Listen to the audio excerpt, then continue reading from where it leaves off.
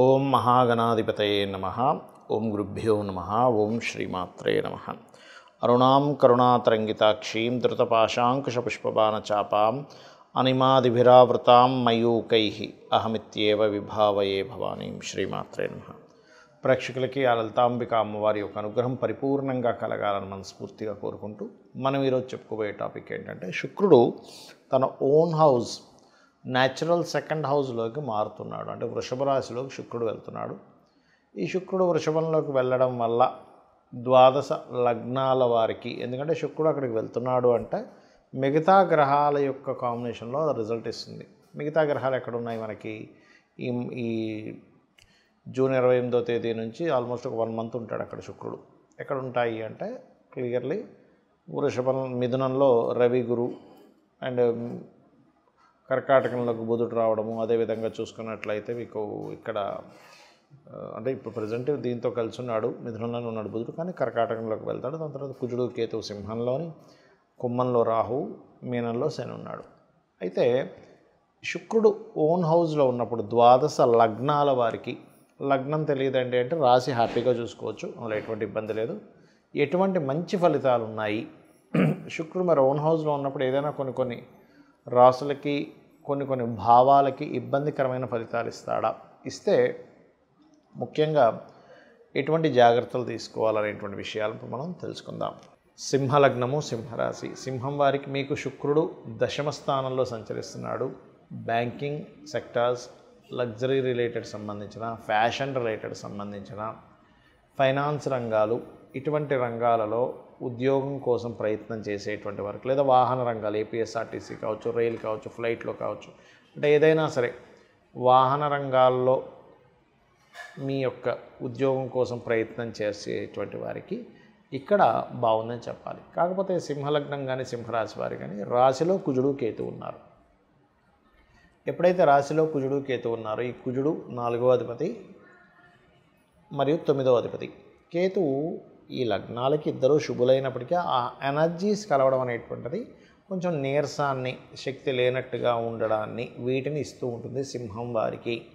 అది ముఖ్యంగా ఈ శుక్రుడు ఉన్నంత మాత్రకే కాదు, జూన్, జూలై 2 నెలల్లోనూ ఇస్తుందండి, గుర్తుపెట్టుకుని. జూన్ మాసం వచ్చిందో మీరు అబ్జర్వ్ చేయండి, ఎనీ సింహలగ్న ఏదో తెలియని చిన్న బ్యాక్ పెయిన్ అనో, లేకపోతే కొంచెం బ్లడ్ కౌంటింగ్ తక్కువ ఉండడం, ఇట్లాంటివి ఇస్తుంది. మరి దీనికి ఎలాగ పరిహారం? ఏమీ టెన్షన్ పడక్కర్లేదు.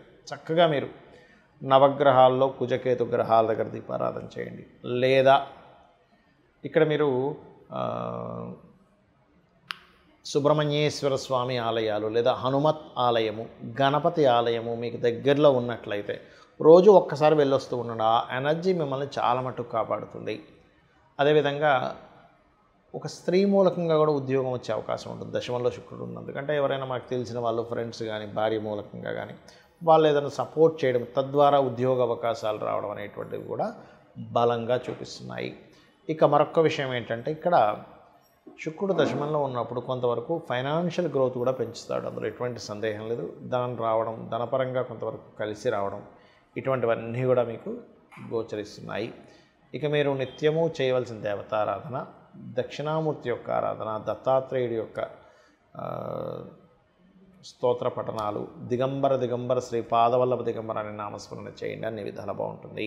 చాలామంది నన్ను అడుగుతున్న ప్రశ్న ఏమిటంటే, ఏమంటే శుక్ర మహర్దశ వస్తే బాగుండాలి కదా? నేను మీకు ఇప్పుడు యూట్యూబ్లో కొన్ని స్టూడెంట్స్ కోసం కొన్ని కేస్ స్టడీస్ పెడుతూ ఉన్నా. అంటే శుక్రదశ అనుకుంటాం మనం. శుక్రుడు కనుక ఎలాంటి పొజిషన్లో ఉంటే అద్భుతంగా యోగిస్తాడు, ఎలాంటి పొజిషన్లో ఉంటే యోగించడు అని. ఎందుకంటే దానికి ఒక రూల్ ఉందండి. ప్రతి గ్రహానికి ఒక ప్లానెట్ గనక ఒక లగ్నం నుంచి ఫలానా స్థానంలో ఉంటేనే ఆ యోగం అనేటువంటిది అద్భుతంగా ఉంటుంది. ఆ స్థానంలో లేనప్పుడు అది నీచభంగ రాజయోగాలు కూడా ఒక్కోసారి ఇబ్బంది పడతాయని చెప్తూ వస్తున్నా. అందుకని మీరు అర్థం చేసుకోవాల్సింది ఏంటంటే, శుక్రుడు అనగానే అద్భుతం, గురువు అనగానే అద్భుతం, లేకపోతే శని అనగానే నీచం అని అనుకోకండి. అది ఎలా ఇస్తుంది? ఎందుకంటే మీరు అర్థం చేసుకోవాల్సింది, ధనము ఒకే రూపంలో రావట్లే ఈ ప్రపంచం మొత్తం కూడా. ఒకరు చెత్త నమ్ముకొని కూడా బిజినెస్ చేస్తే, ఇంకో వ్యక్తి బంగారం నమ్మితే డబ్బులు వస్తున్నాయి, ఇంకో వ్యక్తికి నీరు అమ్మితే డబ్బులు వస్తున్నాయి, ఇంకో వ్యక్తికి ఆక్సిజన్ అమ్మితే డబ్బులు వస్తున్నాయి, ఇంకో వ్యక్తి పెట్రోల్ అమ్మితే డబ్బులు వస్తున్నాయి, ఇంకో వ్యక్తి సర్వీసెస్ చేస్తే ధనం వస్తుంది. అంటే ఏంటి? అన్నీ కారకత్వాలే. ఈ నూనె, ఐరన్ ఇదంతా శని. మరి ఐరన్ ద్వారా, నూనె ద్వారా వచ్చేప్పటికి శని ద్వారా డబ్బులు వస్తుంది. శని కారకత్వం అదంతా కూడా. శుక్రుడు అంటే వాహనాలు, గృహాలు, లగ్జరీ ఐటమ్స్ ఇవన్నీ. ఇక్కడ ఏంటంటే మనం అర్థం చేసుకోవాల్సింది, శుక్రగ్రహము గనక ఎక్కడా పాడవ్వకుండా మీకు ధనయోగాన్ని ఇచ్చే దాంట్లో ఉంటే 100% లగ్జరియస్గా ఇస్తాడు ధనయోగం. నార్మల్గా ఇవ్వడు.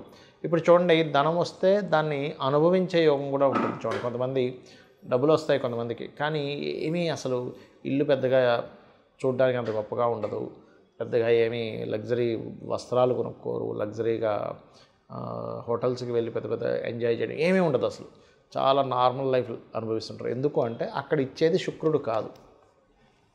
అదే ఇచ్చేది శుక్రుడు అనుకోండి, అప్పుడు అలా ఉంటుంది. అంటే శుక్రగ్రహం గనక బాగుంది, లగ్జరియస్ లైఫ్. అయితే ఇది ఎంతవరకు కరెక్ట్? అది బాగుందా లేదా? శుక్రదశ వస్తే లగ్జరియస్ లైఫ్ కాదు, బాగా అర్థం చేసుకోండి. శుక్రుడు బాగుండి మహాదశ వస్తే లగ్జరీ లైఫ్. శుక్రుడు పాడైపోయి మహాదశ వస్తే ఉన్న లగ్జరీ లైఫ్ కాస్త పోతుంది. ఇది అర్థం చేసుకోండి. మరి ఎలాగా? చాలామంది ఆశతో ఉంటారు, ఏమంటే నాకు శుక్ర మహాదశ రాబోతుంది, అద్భుతం, ఆహా ఓహో అని. కొన్ని లగ్నాలకు మాత్రమే శుక్రుడు మంచివాడు. ఇప్పుడు ధనుర్లగ్నం ఉంది, 6లో ఉన్నాడు శుక్రుడు, లేదా ఏ లగ్నం నుంచి అయినా 6లో కానీ 11లో కానీ శుక్రుడు ఉంటే మొట్టమొదటిగా మీరు చేయవలసింది ఏమిటంటే, 6లో ఉంటే స్త్రీ శాపం అంటారు దాన్ని. అంటే పురుషులకు కూడా స్త్రీ శాపం ఎలాగో స్త్రీలకు కూడా స్త్రీ శాపం అంటే ఏంటి? ఆడపడుచు రూపంలోనో, అత్తగారి రూపంలోనో, ఇంకో స్త్రీ మూలంగానో ఏదో రూపంలో వాళ్ళకు వచ్చి ఇబ్బంది పెడుతూ ఉంటారు. అంటే ఆ పూర్వజన్మలో చేసుకున్న కర్మ అది. కావున మీరు అర్థం చేసుకోవాల్సిన విషయం ఏంటంటే, శుక్రగ్రహం ఎక్కడుంది? 6, 11లో కాకుండా 12లో ఉంటే చాలా మంచిది, ధనస్థానంలో ఉంటే చాలా మంచిది, 4th హౌస్లో ఉంటే కూడా మంచిదే, పర్లేదు, ఎందుకంటే ఇస్తాడు. కాకపోతే ఇక్కడ ఏంటి, పాపకత్తిరిలో ఉందా, శుభకత్తిరిలో ఉందా? ఇదంతా నేను మీకు ఎందుకు చెప్తున్నానంటే, శుక్రుడు ధనానికి, లగ్జరీకి, సుఖానికి, భార్యకి, వీటికి కారకుడు. మనం మేజర్ లైఫ్లో మేజర్ రోల్ ప్లే చేస్తున్నాడు. ధనం లేకపోతే విలువ ఉండదు, మన అవసరాలు తీరవు. విలువలు అనేటువంటివి ధనం కంటే ఇంకా ఎక్కువ ఉన్నాయి. పేరు ప్రఖ్యాతలు కానివ్వండి, ఒక మన యొక్క క్యారెక్టర్, ఇవన్నీ ఎక్కువ విలువలు ఇస్తాయి. కానీ సొసైటీలో బాహ్యంగా కనబడే ధన విలువే. అలాగే ఒక లగ్జరీ కారు ఉండాలన్నా, గృహం ఉండాలన్నా శుక్రగ్రహ బలం, చతుర్థాధిపతి బలం కూడా ఉంటుంది. కేవలం ఎప్పుడూ శుక్రుడే కాదు, 4th లార్డ్ పలానా ప్లానెట్ అయి మంచి యోగం కలిగింది, ఆయన కూడా ఇస్తాడు, ఇవ్వడానికి కాదు.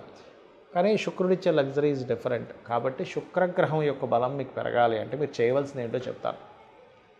గోవులకి శుక్రవారం నాడు చక్కగా మీరు చపాతీలు, ఒక 3 చపాతీలు తీసుకొని దాన్ని నూనె వేయకుండా కాల్చి దాని మీద తేనె పుష్టించిన ముక్కలుగా గోవులకు పెడుతూ శ్రీమాత్రే నమః అనే మంత్రం చేస్తూ ఉండండి. లేదా ఓం సంపత్కరీ సమారూఢ సింధుర వ్రజ సేవితాయే నమః, లేదా ఓం ధర్మాధ్యక్ష ధనాధ్యక్ష ధనధాన్య వివర్ధినే నమః. ఇది చేయండి. చాలామంది తెలియక ఏకాదశంలో శుక్రుడు మంచిది అనుకుంటాడు. కాదు, ఏకాదశ శుక్రుడు ఉన్నటువంటి జాతకులకి మ్యారిటల్ లైఫ్ డిస్టర్బెన్సెస్ కానీ, అనుభవించాల్సిన సుఖాలు కానీ దూరమైనటువంటి జాతకాలు, కొన్ని వేల జాతకాలు నేను చూపిస్తాను. కొన్ని వేలు, ఏదో 100 లేదో 10లో కాదు, వేలల్లో చూపిస్తాను. రీసెర్చ్ చేస్తే లక్షల్లో కూడా దొరుకుతాయి మనకి చెప్పాలంటే. ఎందుకంటే ఎక్కడా కూడా శుక్రుడు సుఖానికి కారకుడు కాబట్టి 12లోనే యోగిస్తాడు. మీరు చూసుకోండి, ఎనీ లగ్న 12th హౌస్ వీనస్ పాడవకుండా ఉన్నాడంటే ఆయనే మంచి లగ్జరీ, మంచి సుఖాన్ని ఇస్తాడు.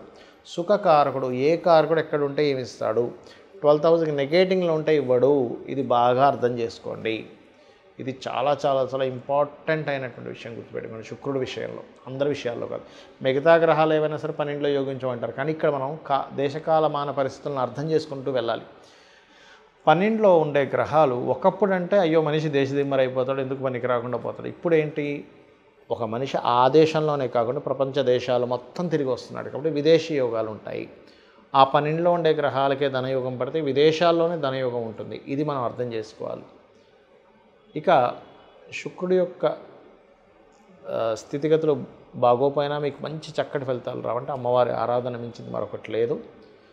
మరియు శుక్రగ్రహం దగ్గర దీపారాధనతో పాటు శుక్రుడు ఏ గ్రహాల ద్వారా అయితే కంబస్ట్ అయ్యాడా, అంటే అస్తంగత్వ దోషం రవి ద్వారా అవుతుంది, లేదా కేతువు ద్వారా అవుతుంది. ఒక్కోసారి కేతుతో శుక్రుడు కలిసి ఉన్నా కూడా ధనహీనతా యోగాలు, లేకపోతే అమ్మవారి భక్తులైతే అది మళ్ళీ తగ్గుతుంది.